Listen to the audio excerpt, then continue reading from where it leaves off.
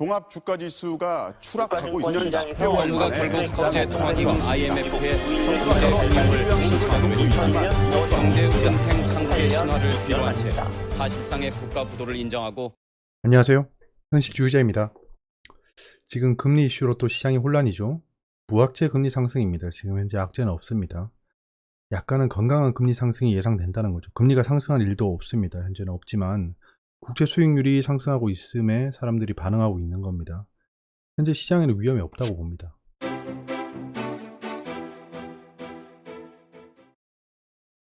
네, 외신입니다. 오일이 4% 가까이 떨어지고 있다라고 하는데요. 그 이유는 이제 유럽에 코로나 확산이 3차 웨이브가 발생할 것이다 라는 우려입니다. 이런 우려는 오래가지 않을 거라고 생각합니다. US의 Weekly Jobless Claim이라고 하면 그 실업자들이 그 수당을 청구하는 거죠. 그 수치가 올라갔다. 한마디로 개선이 되지 않았다는 겁니다.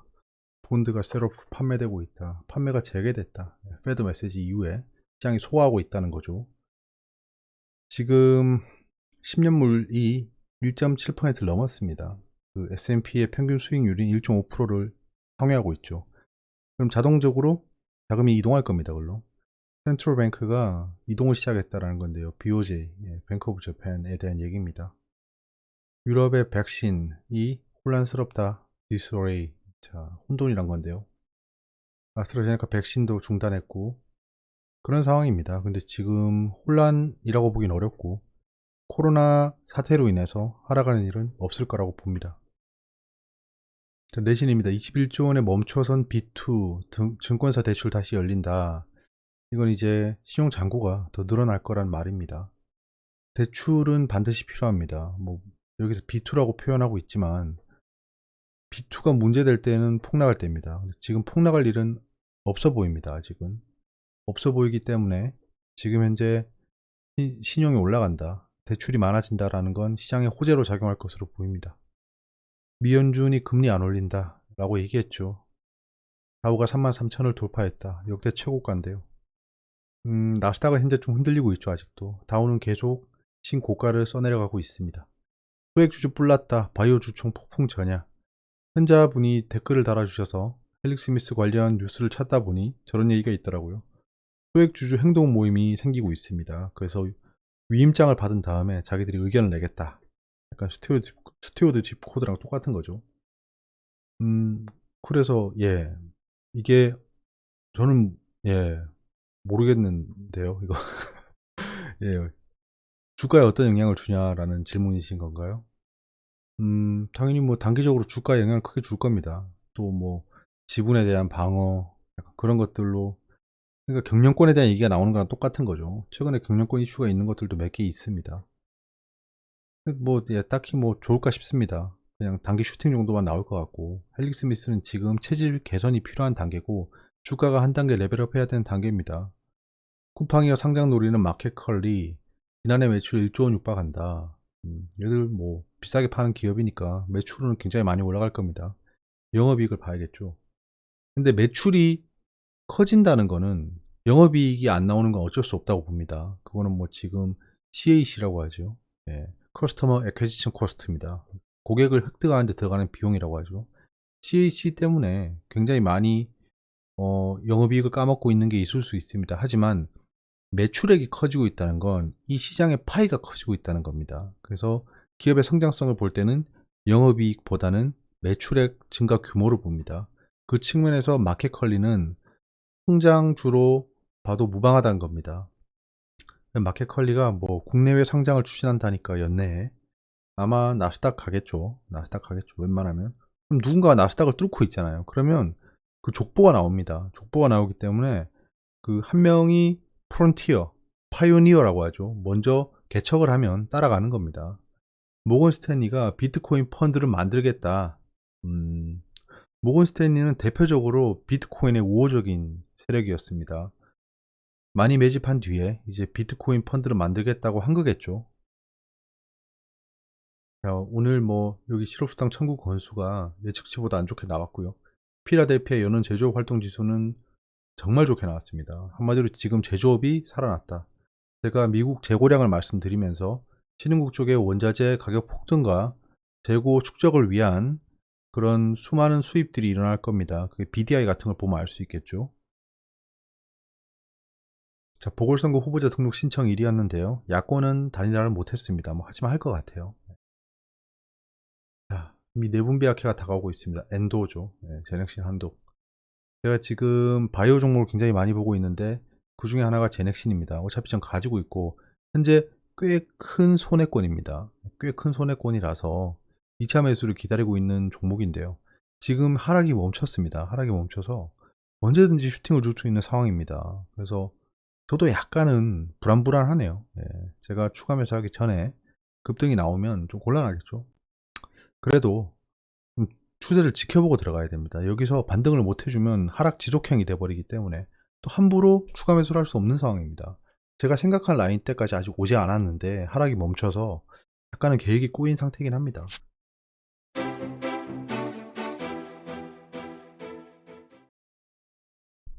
자, 이제 시작하는 느낌이죠. 뭐 이제 시작하는 느낌이기보다는 좀 이 순서를 바꾸고 나니까 좀 어렵네요. 시장은 지속적으로 혼란입니다. 국채 수익률에 왔다 갔다 하고 있죠. 의미가 없다고 봅니다. 저는 이거에 흔들리는 거 의미가 없다라고 생각하고, 미국채 만기 10년물이 지금 계속 이슈가 되고 있는 이유를 간단하게 설명드릴게요. 뭐 복잡하게 설명하면 그 의미가 없지 않습니까?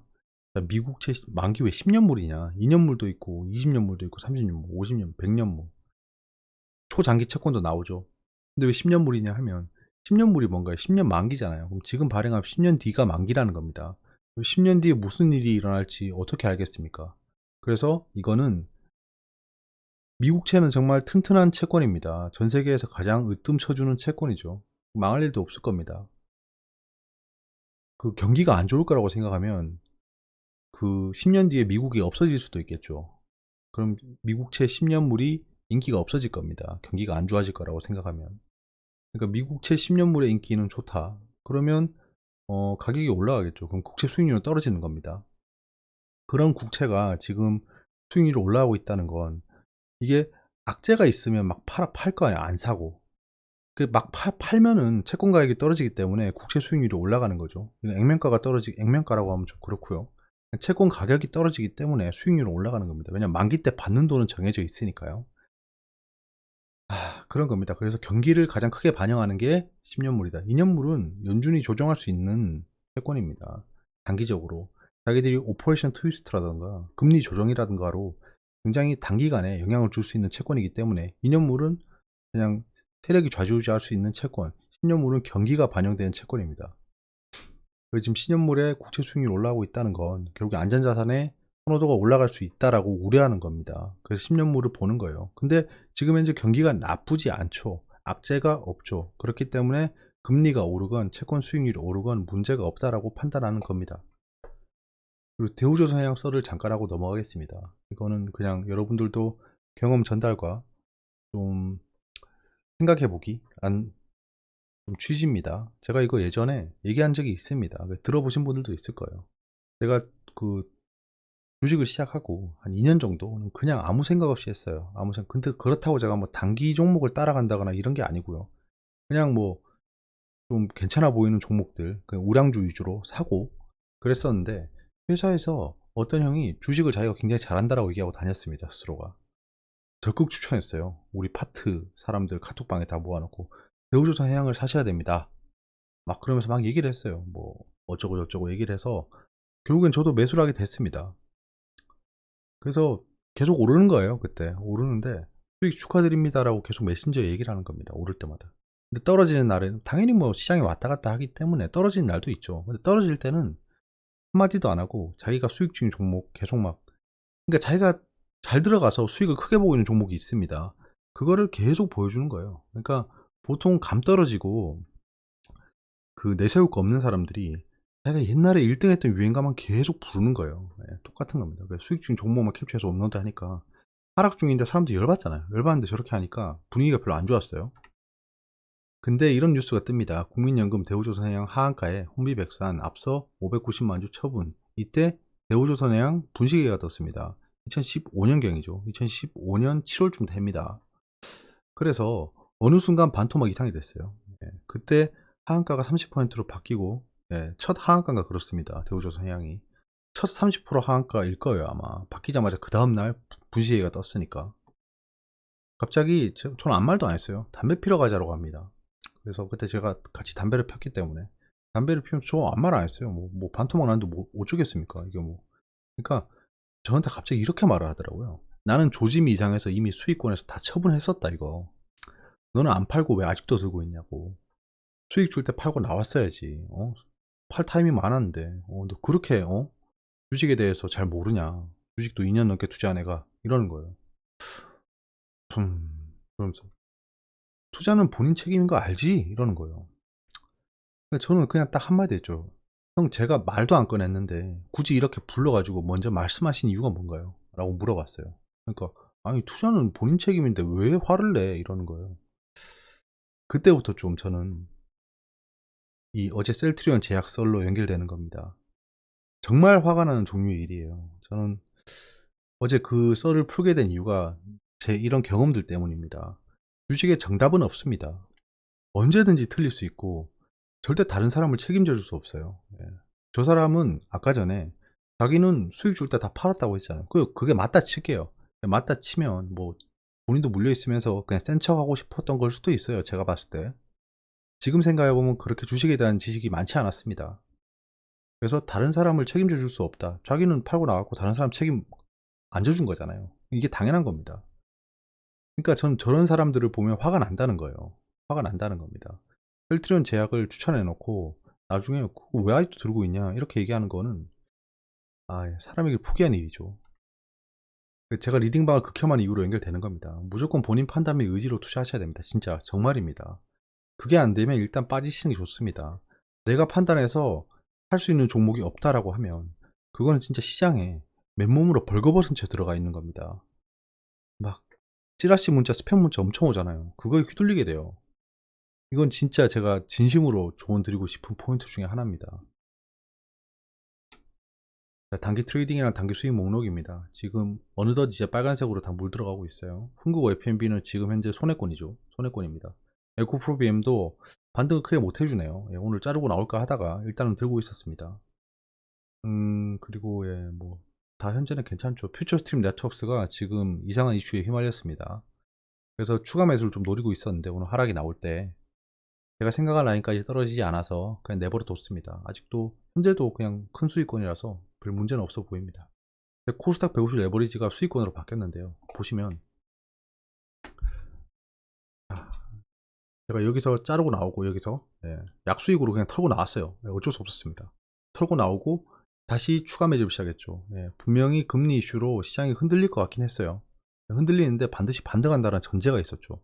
그래서 하락할 때마다 꾹꾹 눌러줄 때마다 최대한 기다렸다가 삽니다. 최대한 기다렸다가 이때는 진짜 오판이었죠. 이렇게 올라갈 거라 생각했기 때문에 영머리 역경으로 오판이었어요. 오판이기 때문에 안 되고 여기서 사고 올라갈 때 놔두고 다시 하락할 때 이게 좀 아쉬웠죠.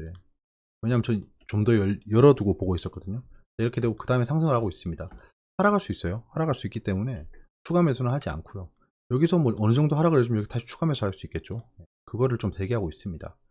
그래서 이렇게 움직였다라는 겁니다. 뭔가 이거 또 렉이 걸렸네요.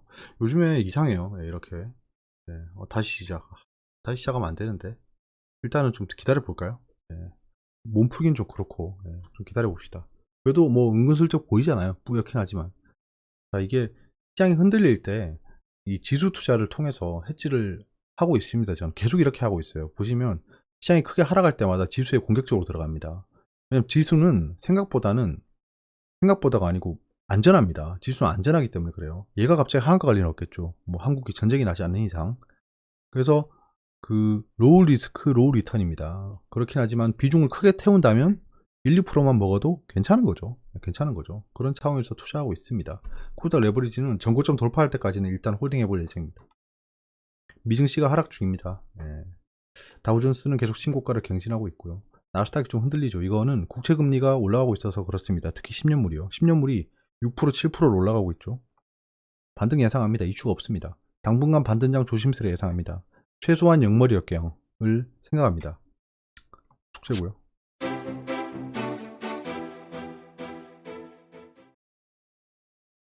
자, 오늘 시장인데요. 뭐 그닥 좋지 않았습니다. 사실 처음에 지지선도 못 지켜주고 하락해버렸죠. 여기서 하락해버렸기 때문에 그닥 좋지 않은 흐름이었다. 여기서 트랩 스윙이 발생했고, 근데 외국인이 조금 공격적으로 들어왔습니다. 막판에도 좀 사고 들어갔죠. 금융투자가 물량을 넘기고 나가고, 그 연기금은 계속 팔고 있습니다. 계속 팔고 있고, 그냥 뭐 하락 추세였기 때문에 오늘은 지수 투자는 별로였죠. 그냥 하락 추세. 근데 얘는 또 깨고 올라왔네요. 이거 약간 단기 투자하기 좋긴 했는데, 이거 돌파할 때 샀어도 물렸습니다. 이런 것들 리스크 해치가 안 되면 그 지수 단기 트레이딩은 좀 위험합니다. 이거 100% 자르고 나왔어야 돼요. 근데 보세요. 자르고 나왔는데 올라가서 끝납니다. 이러면 사람이 꼬입니다. 심리가. 아씨, 내 팔고 나왔는데 올라갔네. 그럼 다음부터 자기가 잘라야 될 영역에서 자르지 못해요. 단기 트레이딩에서 가장 중요한 건 내 로직대로 기계적으로 매매해야 됩니다. 아, 올라갈 것 같은데, 아, 이거 낚시인데, 이거 개미 털기인데, 이렇게 시작하면 제가 그냥 털리는 거예요. 지금 투자자 예탁금이 좀 빠졌죠. 이거는 바이오팜 때문에 들어왔다가 나간 거라고 보여집니다. 뭔가 좀 삐뚤인데, 마음이 삐뚤인가 지금. 이게 뭐 삐뚤어 보이죠. 하한가가 하나 나왔는데요. G3BNT입니다. G3BNT. G3BNT가 또 하한가까지 가네요. 이거 하한가 간다고 따라 붙으시면 안 됩니다. 제가 그 걱정은 좀 되더라고요. 요즘에는 하한가 가면 핫따라하는 사람들이 많아졌습니다. HLB 사례도 있겠죠. HLB가 지금 거의 하락 직전까지 반등을 해줬기 때문에 그 사례를 보면서 G3BNT 이것도 하한가를 가더라도 분명히 반등한다라는 시장의 그 경험이 생겼겠죠. 그럴 수도 있지만 아닐 수도 있잖아요. 아니면 어떡할 겁니까? 100번 중에 99번 벌고 마지막에 한 번에서 반토막이 나버리면 수익 본 걸 다 날려버리고 거기다 손해로 들어가고 멘탈까지 깨지고 난리가 나겠죠. 그러니까 항상 조심조심, 항상 조심조심해야 됩니다. 하이 리스크를 감내하려면 진짜 하이 리스크 하이 리턴을 하려면 그 리스크를 굉장히 감수를 많이 해야겠죠. 그렇게 상승하다가 상장 폐지돼 버리면 진짜 곤란한 겁니다. 뭐 G3BNT 상장 폐지될 종목은 아니지만 그렇게 변동성이 큰 종목들은 굉장히 위험한 종목들이겠죠. 지금 미증시는 뭐 하락 중이고, 그 유로존은 보시면 알겠지만 아까 뭐 백신 월이라고 하면서 흔들린다고 했지만 유로 증시는 떨어지지 않고 있습니다. 팬데믹 회복 국면에 있기 때문이겠죠. 원달러는 다시 약세를 보이고 있고요. 유가가 크게 떨어지고 있네요. 이거 유가를 청산을 아직 덜 했는데 조금 아쉽네요. 그래도 좀 기다려 보겠습니다. 뭐 여기서 폭락하진 않을 거예요. 금값이 갑자기. 금이 폭등하고 있지 않습니다. 대표적인 안전자산 중에 하나죠. 지금 비트코인이나 골드가 폭등하고 있으면 굉장히 큰 이슈가 있다는 겁니다. 근데 그렇지 않지 않습니까? 그러니까 안전자산으로 돈이 막 무지막지하게 쏠릴 정도로 시장 리스크는 현재는 없다라고 본다. 궁금한 게 있으면 댓글로 말씀해 주시고요. 여기까지고요. 여러분들 항상 건강 챙기시고요. 저는 현재 여러분들이 제가 아는 사람들, 그리고 현재 여러분들은 제 지인이나 마찬가지죠. 이렇게 매일같이 얘기를 하고, 제가 듣지는 못하지만 서로 소통을 하는 게 보통 친한 지인 아니고선 이렇게 못합니다. 그러니까 현재 여러분들 특히나 매일매일 봐주시고 좋아요를 눌러주시는 분들은 제 정말 친한 지인이랑 진배가 없습니다.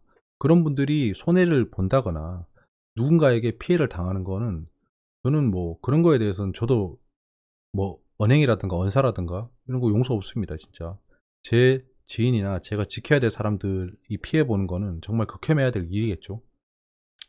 아무튼 뭐 시장에서 꼭 잘 살아남으시고요. 저도 뭐 언제까지 방송을 할 수는 없겠죠.